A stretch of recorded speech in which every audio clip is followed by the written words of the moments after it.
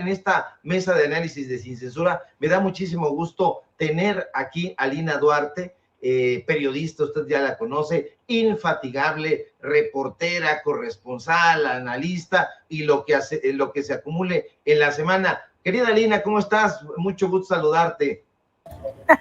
Bien, bien, muchísimas gracias con esta presentación, pues sí, para lo que se necesite, a veces camarógrafa, reportera, de lo que venga. Entonces, pues feliz de empezar la semana aquí con ustedes dos. Maravilloso, pues un gusto, Alina, Laura, estar platicando con ustedes. Pues hay muchísimas cosas de las que podremos platicar y que me gustaría su punto de vista, su análisis. Y una de ellas es precisamente, pues, analizar el tema de Ricardo Anaya, este personaje que pues ha estado, quién sabe, oculto en dónde, haciendo videos para denostar al presidente López Obrador, a su gobierno, a la Cuarta Transformación, y con miras, diría yo, a tratar de recuperar pues espacios, ya no en la política mexicana, porque desde mi punto de vista no hay muchas posibilidades, pero sí en Acción Nacional. Él delira que pudiera ser una mejor opción como presidente de la República, pero a mí me gustaría que ustedes me acompañaran a ver este video para que pues analicen y me den su punto de vista siempre interesante. Córrelo, mi querido don David, por favor. Llevamos casi 5 años de mentiras y promesas incumplidas. Y una de tantas es el precio de la gasolina. ¿Te acuerdas que López Obrador dijo que iba a costar 10 pesos el litro? Si Morena estuviese gobernando, la gasolina costaría 10 pesos el litro. Pues hoy en promedio está en 22, o sea, más del doble. Eso se llama mentir. Eso se llama engañar a la gente para obtener su voto. Pero además de mentir en campaña, ya como presidente, de nada más la tontería que le fue a decir al presidente de Estados Unidos. En tanto baja el precio de las gasolinas en Estados Unidos, se ha permitido que estadounidenses que viven cerca de nuestra frontera puedan cargar sus automóviles del lado mexicano a menor precio. Actualmente ya se están abasteciendo automovilistas de Estados Unidos en gasolineras ubicadas en las ciudades fronterizas de México, pero podríamos incrementar nuestros inventarios de manera inmediata. Nos comprometemos a garantizar al doble el abasto de este combustible, lo cual sería un considerable apoyo. Por favor, la cara que puso el presidente Biden. ¿Cómo no? Si lo que dijo el presidente de México es a todas luces una tontería. Primero, porque no tiene sentido usar el dinero de tus impuestos para regalárselo a los estadounidenses a través de un subsidio y que les cueste más barata la gasolina. O sea, eso ya en sí mismo es una tontería. Pero lo más grave de lo que dijo es que vuelve a demostrar que no entiende cómo funciona el mundo y cómo funciona la economía. Está atrapado en los años 70, en ideas rancias, como el control de precios, los monopolios. En cambio, en los países que creen en el mercado, en la libre competencia, en promover la inversión, pues las cosas les terminan saliendo mejor. Y para muestra, un botón. Hoy la gasolina en Texas, por ejemplo, está al equivalente de 14 pesos. Y en México está a 22. O sea, por eso le dio risa. Mientras López Obrador jugaba a los subsidios, ellos estaban arreglando el problema de fondo. Ahora, regresando a su mentira de campaña, de que la gasolina iba a costar 10 pesos, la realidad es que cuesta 22. Y eso sí es cierto, porque lo sientes en tu bolsillo todos los días. Esos son los datos reales, no las mentiras, no los otros datos que oímos todos los días. Y es que la realidad, tarde o temprano, se impone. Y la historia ha demostrado una y otra vez que encerrarse en una torre y aferrarse a una silla no funciona. Lo que funciona es insertarse en el mundo, fomentar la competencia y la inversión que genera empleos y desarrollo, siempre bajo el criterio de la responsabilidad social, siempre con contrapesos, con pluralidad, con inclusión. En 2024 tenemos que salir a votar masivamente y con esperanza para corregir el rumbo y construir el futuro de paz y oportunidades que todas y todos merecemos.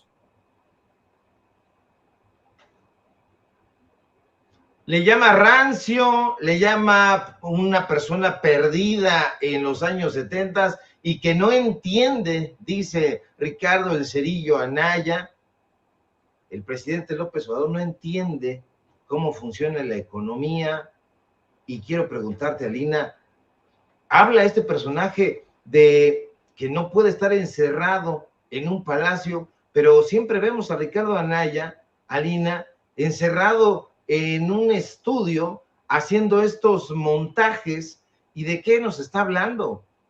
¿De qué está hablando, Alina, este personaje encerrado en una torre de Babel? Yo tengo la impresión de que no está viendo Ricardo Anaya la realidad. Veo al presidente López Obrador saliendo de manera constante, asidua, cada fin de semana en contacto con la gente, yendo de arriba para abajo, y Ricardo Anaya está viendo otra realidad. ¿Qué piensas, Alina? Mira, nuevamente nos dan otras razones para seguirnos riendo, ¿no? Alguien como Ricardo Anaya creyéndose con la autoridad moral para venir a cuestionar, ¿no? Cosas que evidentemente, y además apelando a una confusión que es bien escandaloso, ¿no? O sea, el que venía a decir es que no está en 10 pesos, como si él mismo no estuviera poniendo sobre la mesa las condiciones sobre las cuales estamos viviendo hoy. Esas declaraciones dadas antes de llegar a la presidencia en 2018 no contemplaban una pandemia, no contemplaban tampoco una crisis energética producto de la guerra en Ucrania, es decir, no se contemplaban varias cosas que aún contemplándolas, si uno va a otros países, si uno va al propio Estados Unidos, definitivamente la inflación se siente brutal y eso es impresionante. Creo que en México no se termina de entender o de dimensionar lo que realmente está pasando afuera de nuestras fronteras, que son crisis totalmente explícitas, donde la gente ha tenido nulo acceso a productos de la canasta básica, en donde la gente definitivamente durante la pandemia aquí la oposición se adjudica, ¿no? Esto de que el gobierno no la pudo contener, cuando en realidad al principio de la pandemia no había forma de contenerla porque no se tenía alguna vacuna, no se tenía realmente sistema de salud fortalecido después del desmantelamiento del mismo durante varias décadas. Y si uno ve lo que pasó en Italia, lo que pasó en Estados Unidos, gente muriendo por miles y miles todos los días, entonces creo que podrían dimensionar lo que realmente se ha hecho para contener esa crisis aquí y lo que ha significado la reconstrucción en menor o mayor medida de un estado de bienestar a través de la redistribución de los ingresos del Estado, a través de los programas sociales que tanto les calan, ¿no? Esto de jóvenes construyendo el futuro, sembrando vida, pero además incluso extraterritorialmente, como la aplicación de estos en Honduras, en El Salvador, el apoyo a cooperativas en Cuba, y próximamente también lo han anunciado la implementación de esos programas en Belice, incluso estaba en Haití, pero en Haití obviamente las condiciones no creo que se hayan logrado dar para poder proceder con la implementación de esos programas. Entonces, no solo es el tema de las gasolinas, es el tema de una inflación generalizada. A Ricardo Anaya se le olvida también esto del superpeso, se le olvidan condiciones estructurales que nos han permitido a México salir a flote, a diferencia de otros países que, bueno, hemos visto incluso, ¿no?, que han acudido al endeudamiento masivo durante estos 2 años. Varios han pedido préstamos al Fondo Monetario Internacional, al Banco Mundial, para poder salir adelante, y aún así eso no ha significado también la estabilidad dentro de sus países. O vemos el caso tan brutal, ¿no?, de un gobierno que aún asumiéndose de izquierda como el de Argentina, pues no ha podido no solo pagar una deuda multimillonaria que dejó el gobierno de Mauricio Macri, sino que se ha enfrentado a una renegociación con el Fondo Monetario para decir, pues bueno, te vamos a ir pagando, pero de a poquito, mientras la gente decía que no había que pagarles absolutamente ni un peso a esos ladrones, y Alberto Fernández lo que decidió fue pues reconfigurar esa deuda. Entonces, el gobierno de México, creo que hay varias cosas que podremos estar o no de acuerdo, pero lo cierto es que no estamos viviendo esos golpes inflacionarios como se están viviendo en otros países, y que pues la deuda, más bien el reto aquí es pensar también a mediano y largo plazo, ¿no? Esto de la soberanía, por eso es tan importante pensar la soberanía energética, la soberanía alimentaria, para poder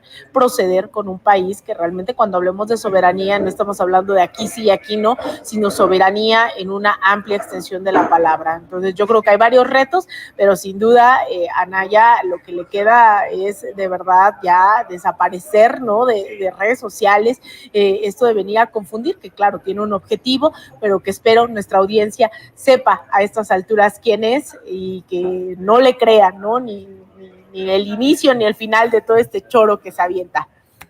No le cree ni tantito el público memorioso, el público de Sin Censura, que está perfectamente despierto e informado. Y bueno, como nosotros hemos hablado siempre con muchísima claridad y honestidad, bueno, pues ahora mismo tenemos que salir, tenemos un compromiso previo, ineludible, pero yo los voy a dejar en muy buenas manos, público memorioso, público de Sin Censura, esta mesa que no tiene parangón, Laura Ceballos, Alina Duarte, y le voy a ceder la conducción de este programa a mi querida y admirada Alina Duarte. Ustedes ya la conocen perfectamente, de tal suerte que ni siquiera se va a sentir que no esté su servidor. Así que yo les agradezco muchísimo y qué buena oportunidad. Ojalá tengamos otras oportunidades de seguir charlando, dialogando e informándonos. Les mando un fuerte abrazo y excelente día, excelente inicio de semana.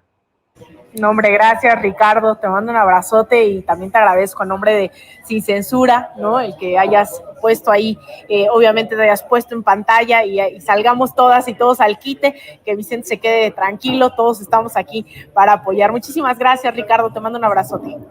Abrazo fuerte de regreso, Alina, Laura, público memorioso.